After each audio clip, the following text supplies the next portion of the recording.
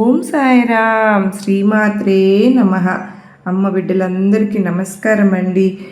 అందరూ కూడా సుఖంగా సంతోషంగా ఎప్పుడు కూడా ఆనందంగా ఉండాలి అని చెప్పి అమ్మవారి తరపున నేను కూడా మనస్ఫూర్తిగా కోరుకుంటున్నాను. ఈరోజు అమ్మవారు అందించే సందేశం ఏంటి అంటే కనుక, ఇప్పటికే 2 సార్లు హెచ్చరించాను తల్లి, తిరిగి తిరిగి మళ్ళీ వచ్చి బురదలోనే పడుతున్నావు, జాగ్రత్త. ఇక నీకు నాకు ఎటువంటి సంబంధము అనేది ఉండదు. ఇది గనక మళ్ళీ జరిగితే ఇదే నీకు ఆఖరి అవకాశం.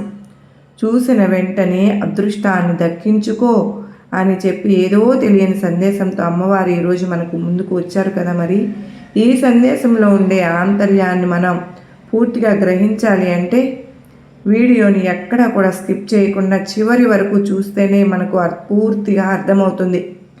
ఆలస్యం చేయకుండా వీడియోలోకైతే వెళ్ళిపోదామా. మరి తల్లి మళ్ళీ మళ్ళీ ఎన్నిసార్లు చెప్పినా కూడా తిరిగి తిరిగి అదే బురదలో అడుగు పెడుతూ ఉన్నావు. ఒక్కసారి ఈ యొక్క విషయాన్ని నువ్వు విన్న తరువాత, నిజమే దుర్గమ్మ, మీరు చెబుతున్నది నేను తప్పు చేస్తూ ఉన్నాను, నన్ను క్షమించు తల్లి అని చెప్పి అడుగుతావు. అసలు నువ్వు ఏం తప్పు చేస్తున్నావో నువ్వు తెలుసుకోవాలి అని అనుకుంటే నువ్వు పూర్తిగా వినాలి. నేను ఇప్పుడు నీకు ఇస్తున్న ఈ ఆఖరి అవకాశాన్ని సద్వినియోగపరచుకోవాలి. లేకుంటే నీకు నాకు ఎటువంటి సంబంధము అనేది ఉండదు. ఇక నీ ఇష్టానికే నేను వదిలేస్తూ ఉన్నాను. జాగ్రత్తగా విని తెలుసుకో.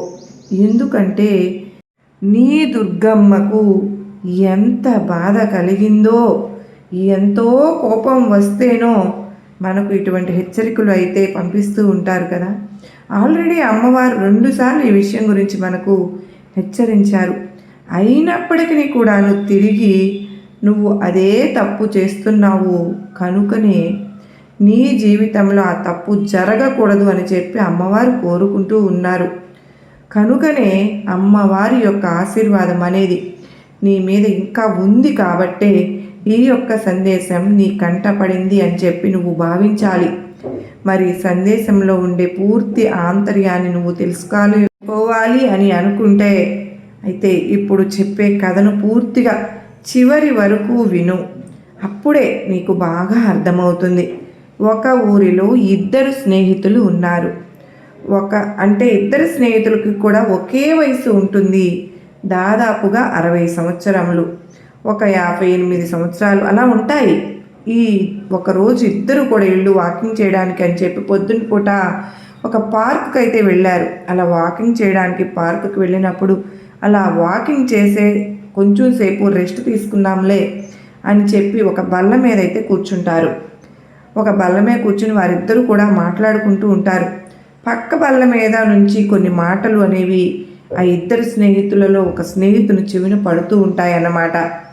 అవి ఏం మాటలు అంటే కనుక, అరే నాకు 60 సంవత్సరాలు వచ్చేసాయిరా, నేను హెల్త్ ఇన్సూరెన్స్ తీసుకున్నాను, అంత మాత్రమే కాదు నాకు ఉన్న ఈ ఈఎంఐలు అన్నీ కూడా పూర్తిగా కట్టేశాను, నాకు కొంత సేవింగ్స్ అనేవి దాచిపెట్టుకున్నాను, నా పిల్లలు కూడా మంచిగా చదువుకున్నారుగా, ఇవాళ రోజున వాళ్ళు అమెరికాలో సెటిల్ అయిపోయారు కదా, నా పిల్లల పెళ్ళిళ్ళు కూడా నేను చేసేసాను, నా బాధ్యతలన్నీ కూడా పూర్తిగా తీరిపోయాయిరా, ఇప్పుడు నేను సంతోషంగా లైఫ్ అనేది ఎంజాయ్ చేయవచ్చు, నాకున్న ఈ చివరి రోజుల్లో ఇంకా నాకు 62 సంవత్సరములు అయితే వచ్చేసాయి, ఇక నేను రిటైర్ అయిపోతున్నాను కదా, రిటైర్ అయిపోయినా సరే కానీ నాకు ఇంత అమౌంట్ అనేది నాకు వస్తుంది, అది పెట్టుకుని కూడా నేను సంతోషంగా గడపవచ్చు అని చెప్పి ఈ మాటలైతే ఒక స్నేహితుడు తన పక్క స్నేహితుడితో చెప్తూ మాట్లాడుతూనే ఇవి చెవిని ఎక్కించుకుంటున్నాడన్నమాట. ఇలా చెవిని ఎక్కించుకున్న తర్వాత కూడా ఇద్దరు కూడా ఇంటికి వెళ్ళిపోతారు. ఇంటికి వెళ్ళిపోయిన తర్వాత ఈ చెవిన పడ్డ మాటల గురించి ఆ స్నేహితుడైతే ఆలోచిస్తూ ఉన్నాడు. నిజమే కదా, మరి నాకు కూడా ఇప్పుడు 58 సంవత్సరాల దాకా వచ్చేసాయి. ఈ 58 సంవత్సరాలలో నా పిల్లల చదువులైతే పూర్తిగా చేయగలిగాను, కానీ వాళ్ళను విదేశాలకైతే పంపించలేకపోయాను. అంత మాత్రమే కాదు, నాకు ఎటువంటి సేవింగ్స్ కూడా లేవు. నేను కూడా ఒక 2 సంవత్సరాలైతే రిటైర్ అయిపోతాను. నా పిల్లలకు ఇంకా పెళ్ళిళ్ళు కూడా జరగలేదు. ఇంకా చూస్తూ ఉంటే నేను ఉంటున్న ఇంటికి ఆ ఈఎంఐలు అవి ఉన్నాయి. ఇవన్నీ కూడా కొన్ని సంవత్సరాలు కూడా నేను ఇవన్నీ కట్టవలసి ఉంటుంది. నాకు ఇంకా డబ్బు సేవింగ్స్ అనేవి లేకపోవడం వల్ల నేను కష్టపడగా వచ్చినటువంటి ఆ అమౌంట్ అనేది ఈఎంఐల రూపంలో కడుతున్నాను. ఇక రిటైర్ అయిపోయిన తర్వాత వచ్చిన డబ్బులు మొత్తం కూడా బ్యాంకుకి అయితే నేను కట్టేసేయాలి. ఇక నాకు ఎటువంటి సేవింగ్స్ అనేవి ఉండవు. నా పరిస్థితి ఏంటి అని ఒక ఆలోచన అయితే అతను మొదలు పెట్టుకుంటాడు. అంటే భవిష్యత్తు మీద ఒక రకమైనటువంటి భయం, ఆందోళన అనేది అతనికి కలుగుతాయన్నమాట. ఇక అలా మనసులో దిగులు ఎప్పుడైతే ఏర్పడుతుందో ఆ మనిషి సంతోషంగా ఉండడం అనేది మానేస్తాడు.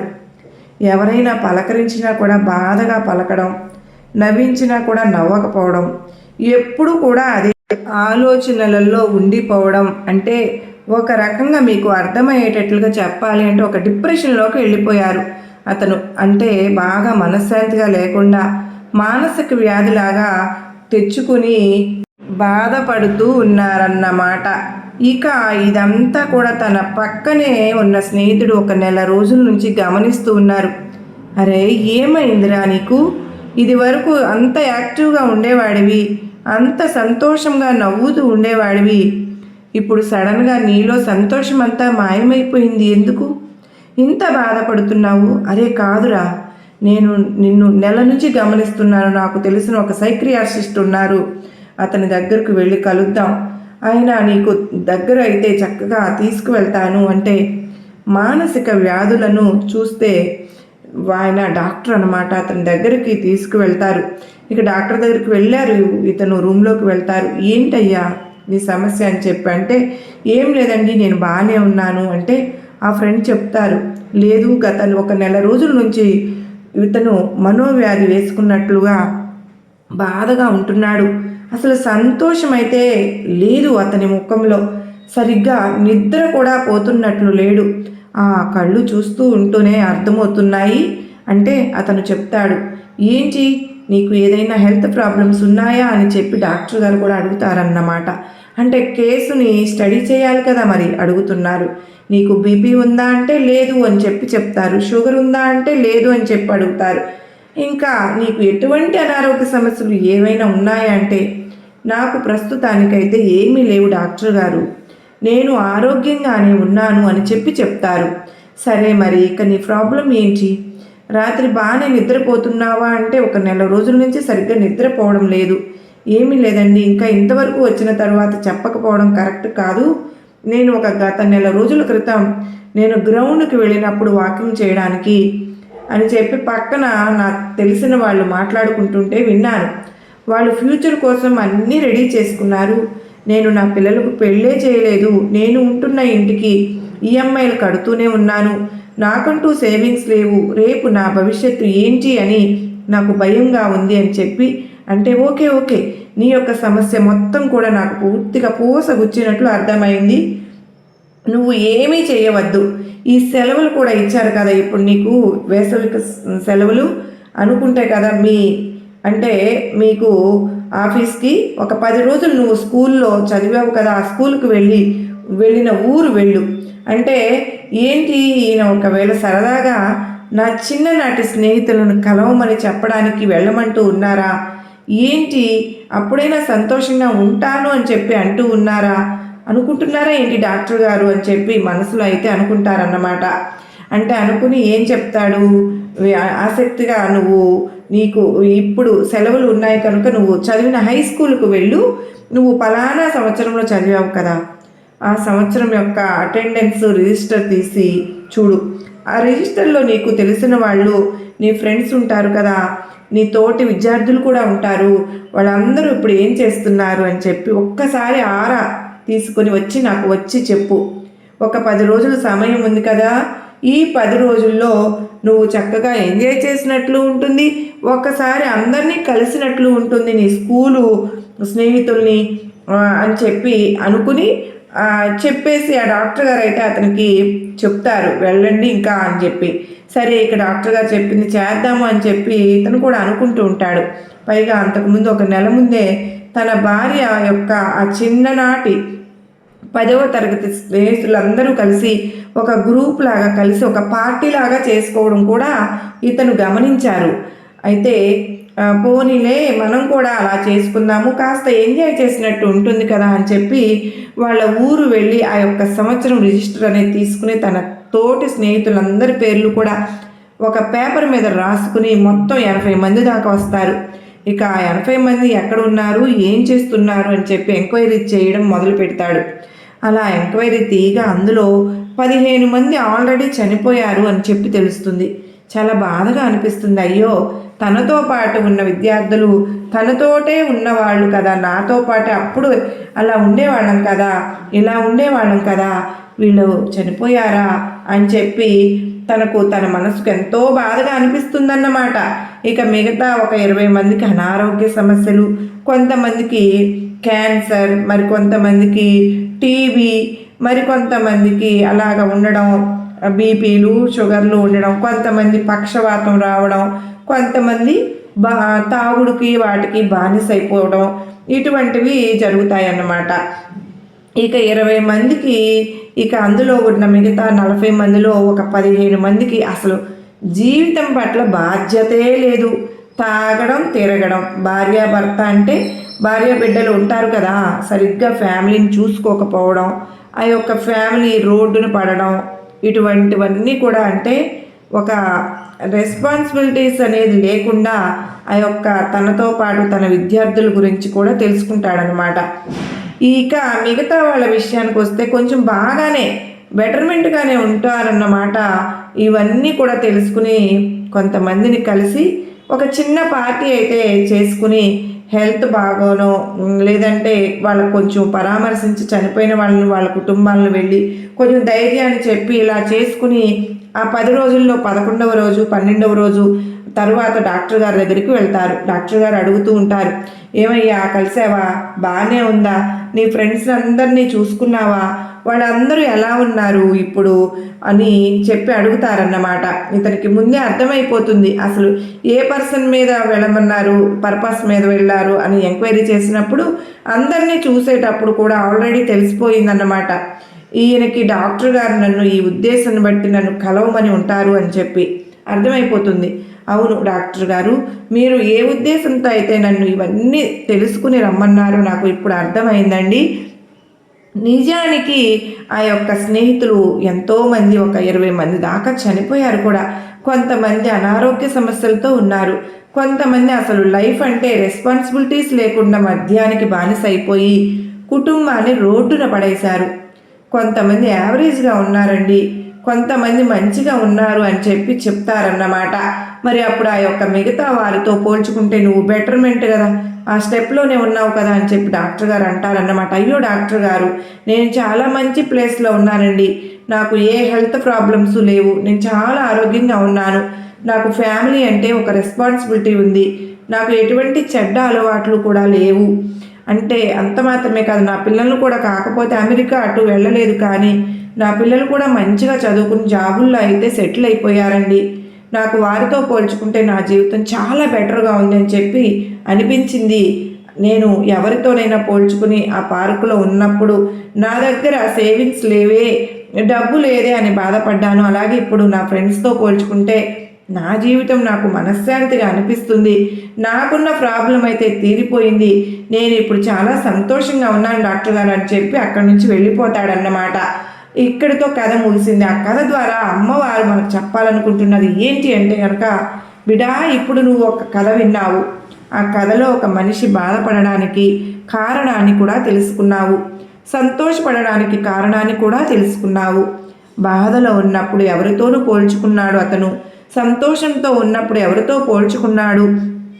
ఎప్పుడైనా కానీ నాకే బాధలు వస్తున్నాయి, నాకంటే పక్క వాళ్ళు ఎప్పుడు కూడా బెటర్గా ఉంటున్నారు, నాకంటే పక్క వాళ్ళు డబ్బులు సంపాదించుకుంటున్నారు, నాకంటే పక్క వాళ్ళు వాళ్ళ పిల్లల్ని మంచి స్కూల్లో జాయిన్ చేసుకున్నారు, నాకంటే పక్కవారి దగ్గర ఎక్కువ బంగారం ఉంది, నాకంటే పక్కవారు మంచి మంచి చీరలు పెద్ద పెద్ద ఇళ్లల్లో ఉంటూ ఉన్నారు అని చెప్పి నువ్వు పోల్చుకుంటే కనుక నీ జీవితం అనేది ఎప్పుడు కూడా సంతోషం అనేది లేకుండా అసంతృప్తిగా బాధాకరంగానే ఉండిపోతుంది. మరి అలా కాకుండా నీకంటే తక్కువ స్థాయిలో ఉన్న వారిని కనుక నువ్వు పోల్చుకున్నట్లయితే కనుక, నీతో పాటు ఉన్న వారిని కనుక నువ్వు పోల్చుకున్నట్లయితే నీ జీవితం అనేది సంతోషకరంగా ఆనందకరంగా ఉంటుందన్నమాట. ఇప్పుడు ఒక మనిషిని మరొక మనిషితో పోలవడం అనేది ఒక పెద్ద తప్పు. ఒకవేళ పోల్చుకునే ఉద్దేశం అయితే ఉంటే కనుక, ఆ అలవాటు కనుక ఉంటే ఆ పోలిక అనేది సమానమైన వాళ్ళతో పోల్చుకోవాలి, లేదా తక్కువ ఉన్న వాళ్ళతోనే పోల్చుకోవాలి. ఎప్పుడు కూడా ఎక్కువగా ఉన్న వాళ్ళతో పోల్చుకొని నిన్ను నువ్వు మోసం చేసుకోకూడదు. కానీ నువ్వు జీవితంలో అదే చేస్తూ ఉన్నావు. నీకంటే ఎక్కువగా ఉన్న వాళ్ళ గురించే ఆలోచిస్తున్నావు. వాళ్ళకు అవి ఉన్నాయి, ఇవి ఉన్నాయి, వాళ్ళ పిల్లలు అలా సెటిల్ అయిపోయారు, వాళ్ళ భర్త అయితే మంచివాళ్ళు, నా భర్త అయితే మంచోళ్ళు కాదు, వాళ్ళ భర్త మంచిగా పర్ఫెక్ట్గా ఫ్యామిలీని చూసుకుంటున్నారు, నా భర్త ఏమో మద్యం తాగుతున్నాడు, నన్ను సరిగ్గా చూసుకోవడమే లేదు, నన్ను టార్చర్ చేస్తున్నారు, ఇలా ఇలా ఏదో ఒక విషయంగా మనుషుల పరంగానైనా కానీ, ఆస్తుల పరంగానైనా కానీ, నగల పరంగానైనా కానీ ఇలా ఏదో ఒక రకంగా ఈ పోలిక అనేది మనిషి బాధల్లోకి నెట్టేస్తుందమ్మా. ఈ పోలిక అనేది మనిషిని మనశ్శాంతి లేకుండా చేస్తుంది తల్లి. ఈ పోలిక అనేది మనిషిని నిద్రపోనివ్వకుండా చేసేస్తుంది, చివరికి జబ్బులు పడేలాగా చేస్తుంది. నీకంటే తక్కువ ఉన్న వాళ్ళతో నువ్వు ఎప్పుడైతే పోల్చుకుంటావో, అమ్మయ్య వీరి మీద నేను పర్వాలేదు కదా, నన్ను దుర్గమ్మ తల్లి నాకు వారికి ఇవ్వలేనిది నాకు ఇది ఇచ్చారు కదా, నేను చాలా అదృష్టవంతురాలిని అని చెప్పి నిజంగా నువ్వు ఆనందపడిపోతావు. ఇలా మనిషి బాధపడాలి అన్న తన చేతిలోనే ఉంటుంది, సుఖంగా ఉండాలన్నా కూడా, సంతోషపడాలి అన్నా కూడా ఎవరి ద్వారా వాళ్ళ చేతుల్లోనే ఉంటుంది. మనిషి మనసు ఏ విధంగా ఆలోచిస్తే ఆ మనిషి యొక్క ప్రవర్తన అనేది ఆ విధంగా ఉంటుంది. ఆ ప్రవర్తన వల్ల మనిషి సంతోషంగా ఉండాలా బాధగా ఉండాలా అనేది ఆధారపడి ఉంటుంది. కనుక నువ్వు ఎన్ని చెప్పినా సరే, గతంలో ఎటువంటివి నీకు చాలానే చెప్పాను, మరి ఇప్పటికి కూడా మళ్ళీ మరొక్కసారి హెచ్చరించడానికే వచ్చాను.